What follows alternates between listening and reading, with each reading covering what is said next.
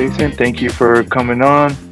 And No we've problem. had a good relationship for how long has it been? About a year and a half, probably. It's been about a year. And thank you for sending us guys. And we always tell everybody that comes through, especially if they want to stay in the Vegas area, or go to Vegas. Allegiant's the first people to like pop up in our minds. Definitely, that's good. Yeah, and we still have the flyers. We still have y'all pinned as on good, our social medias and stuff like that. So that way they see that flyer, because our mission at Code One is to help guys get placed, to prepare. Obviously, use their resources that's available to them by the military, to get their certifications. Because in aviation, as you know, the A&Ps probably is the champagne of of credentials. 100%. Yeah.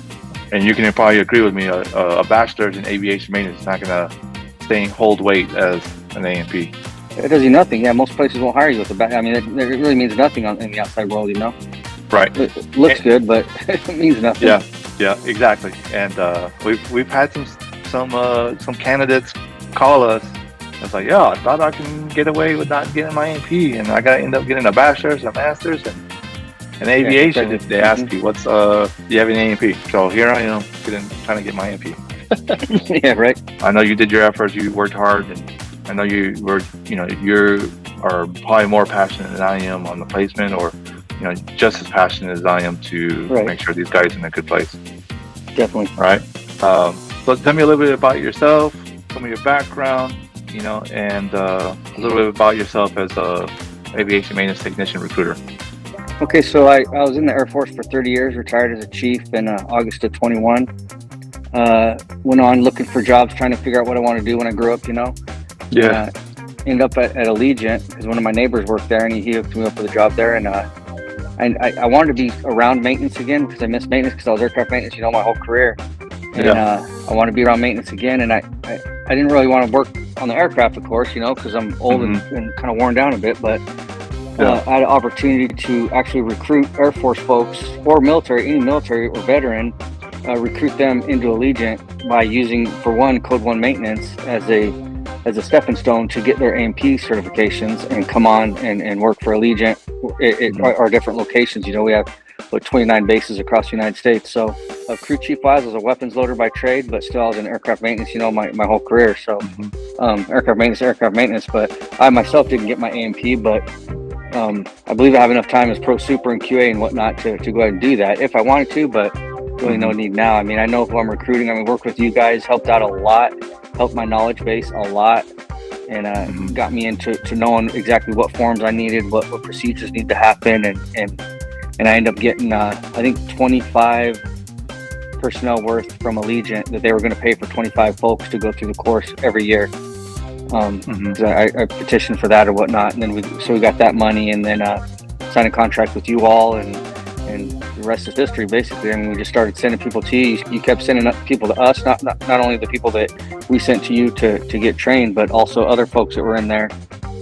You mentioned, if they're moving to Florida or to Vegas or whatever, like, hey, Allegiant, check them out if they're in your class or whatnot, even if we never heard of them, So we appreciate that as well, because we got a lot of good quality out of your school. So that helped out. Appreciate that. Yeah. And more importantly, man, Allegiant was, providing bonuses, a lot of assistance. So I was like, I felt comfortable with that. It's like, talking to you, it felt great. You were happy. And I did get the good sense of you were passionate about helping these guys.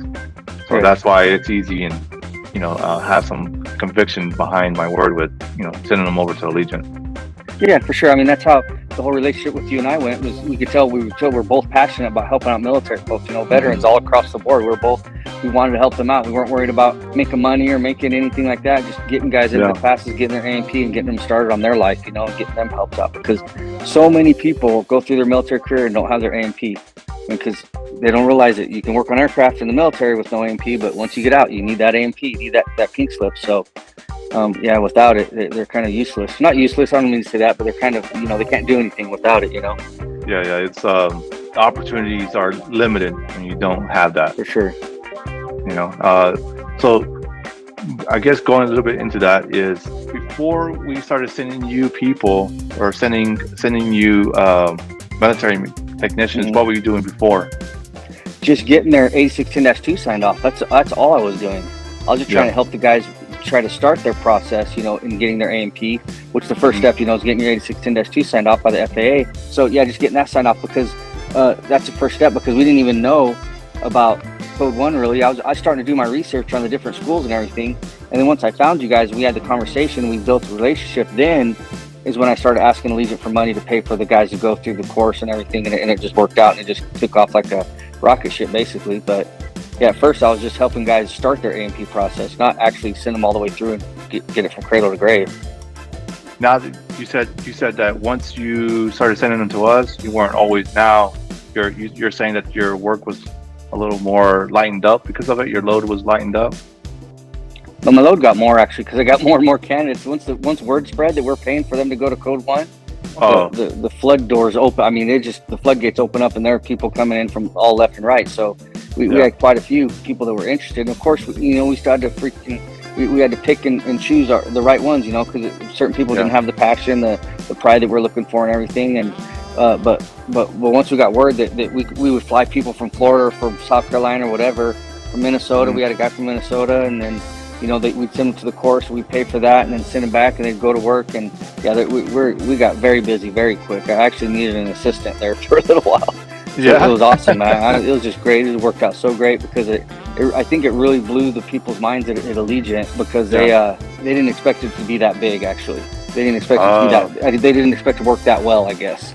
So I was like, well, better strap on your seatbelts, because it's going to take off still. So well, you crushed it, man, because you were the lead man in that place. Yeah, it was with your help, of course, man. Couldn't have done it without you all, because you guys crushed it too by sending us good quality people. By that, we got the quality people coming out of there, and then word spread on that, because people were still unsure of the whole program. Still, other maintenance managers from other bases were like, well, we never heard of Code 1. We're from Florida, we're from South Carolina, we don't know much about them, but we send quality guys into Vegas or other bases, and then word spread that, hey, these guys are studs. Not saying that you made studs, but they were studs on their own, being in the military, but then you gave them the knowledge that they needed to press on and go kick butt at their job whenever they signed into their new base. So that was awesome. That's one of the things I noticed, that people who do these 2-week courses, you're getting the cream of the crop. Not all mechanics are bookheads, right? But if you're determined, you're going to get it done. We've had guys who are determined. They might take a couple of extra days to do it, because it's just not their strong suit, right? And they'll take an extra few days, but they'll crush it. And that's just an idea. Like, I guess my perception is nothing. There's no evidence behind it or nothing like that. But it's not easy. So many times we get, man, I've never studied this much in my life, but it's like that grit that they develop, and it's just like, and you just took yourself in another level. You went out of your comfort level, and I kind of admire that kind of stuff from guys. That's what instilled that pride too. The pride in themselves. They're proud of what they do, and they knew it's a monster to get. But once they knocked it out of the park, they're like, they're really proud of themselves, and they're happy, with what they got. So. But that's good though, that it went way better than expected. And I agree with you. You had mentioned that some of these airlines are kind of like behind the curve with trying to do the outreach for the military crowd, right? Yeah. Yep. And I actually brought that up on one of the Aviation Technical Education Council conferences in Chicago. And I brought this up where I just feel like you guys only focus on your school stuff. It's completely okay, but if this conference or this council is about fixing the solution or the shortage, and you're looking for a solution, it's like, great, develop the young guys here, but also look at the military crowd of that. And I just think that's underserved, and there should be some attention there. And they are, which is cool, because they're trying to push a competency test for military guys. Yeah, so some of these airlines and these other companies have so much money, though, they just throw it at another school and say, hey, we want to hire that entire class. We'll cover our whatever we need. They don't care about the military, but they don't have time to deal with that. They just got tons of money, and they just want to throw it at somebody and then get what they need and get going. So I'm not saying I understand that, but I get it. I get what their process is, but I think they're missing out on this talent pool of military. I mean, they're really missing out, I think, because so far we haven't had any slugs at all. Everybody's been a rock star so far. So I'm glad that you created this program. I'm really happy that I'm glad that Allegiance. I mean, they're trying to get you back. That's a good Yeah, sign. that's a different story. Yeah, for sure. Yeah. Yeah.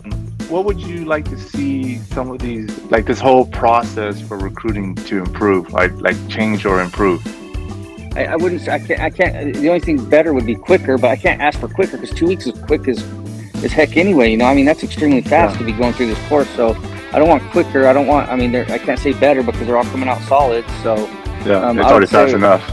Like we talked about doing the remote thing, you know, or the virtual. Type, I mean, hands-on is where it's at, you know. So yeah. I mean, most of these guys are tactile learners. It helps out being down there and working with your team, you know, and learning what they need to do, hands-on type stuff. So.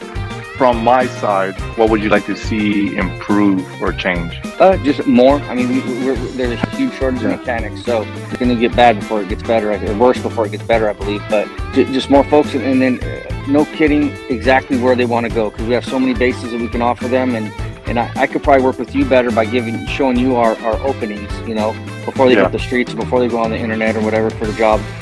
Just show you what openings we have coming up, so you can kind of promote that as well from your seat. Are you guys interested in these places? And then Allegiant just started having cost of living allowance added to their pay too on all our class 1 bases, which is our bigger bases, such as Vegas, Mesa, down in Phoenix Mesa. It's $5 extra an hour for COLA. And then in LAX, it's $10 extra an hour. Wow, so they're really serious. Yeah, they're just trying to help out. You know, it's tough, but they're trying to do everything they can, because we're not, like I said, we're not the big boys yet, but we're getting there. We got these 737s as well coming online too. So, do you think the investment for the placement that the guys that we took to you was worthwhile? Oh, 100%. Yeah, I haven't seen anybody come from your course that was half step in. They're all solid performing. And I think because I trust you and I know that that's what you look for anyway. You're not going to send us anybody that's not 100% rock star. It seems like, you know. Of course, you don't want to make Code 1 look bad or anything, you know, but. Dude, we don't want bad. Anywhere, you know, you don't want bad business anywhere, because no matter where the individual goes to work, you know, if they're not a very good performer, they're automatically going to blame Code 1, even though it doesn't have anything to do with you guys. You were just getting them their A&P, but still, you know, I mean, you sent us all rock stars. It seemed like, so we had nothing but good words from everybody. So that's really good. I'm really happy with what you put out. So, would you recommend our services for placement to a friend or a colleague? I'd recommend your services to anybody I came across. I still do. I still throw out Code 1 to go for anybody looking for their A&P. I'm like, go to Code 1. It's right down the street. We're right here at Nellis, but they're right down the street in Tucson. So that's easy stuff. You know, it's too easy. Appreciate it, man. Appreciate it for that. Yeah, for sure. Yeah, that's the importance of like trying to give as much value. It's like, you know, if some of them are gonna fall through the cracks, but I try to do more of that than the bad ones, right? So try to win more than. For sure. Well, I appreciate it, Jason. Thank you for the kind words and taking the time to meet with me on a, you know, kind of a late afternoon Friday. But, you know, I know that you're very passionate about this. So hope to continue to work with you soon. And hopefully hopefully they make you happy up there. Yeah, and we can continue to work more. Definitely. That'd be awesome. All right, man. Thank you very much. And that's it, fellas. Thank you. All right. Thanks, man. Bye.